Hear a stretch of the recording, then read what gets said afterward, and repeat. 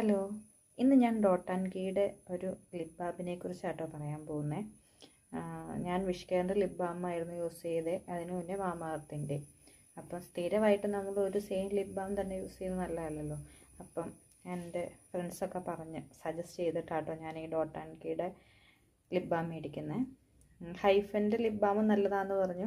ഞാൻ ആദ്യം dot and കീയുടെ ഒന്ന് യൂസ് ചെയ്യാമെന്ന് ഓർത്തു.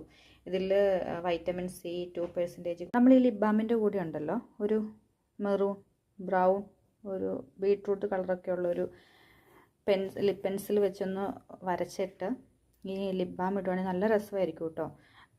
മീഡിയം ടു ഫെയർ ആയാലും ഡാർക്ക് സ്കിൻ ടോൺ ആണെങ്കിലും വാഷ് ഔട്ടായി പോകത്തൊന്നുമില്ല. നല്ല രസമായിരിക്കും ഇത് വെച്ച് വരച്ചിട്ട് ഈ ലിപ് ബാം ഇട്ടിട്ടുണ്ടെങ്കിൽ. നമുക്ക് എന്നാ പറയണ്ടേ, ഈ ലിപ്സ്റ്റിക് ഒന്നും ഇടണ്ട, പക്ഷെ ഒരു ടിൻറ്റ് വേണം, നാച്ചുറൽ ടിൻറ്റ് വേണം എന്നുള്ളവർക്ക് നല്ല രസമാണ് ഇത്. എല്ലാ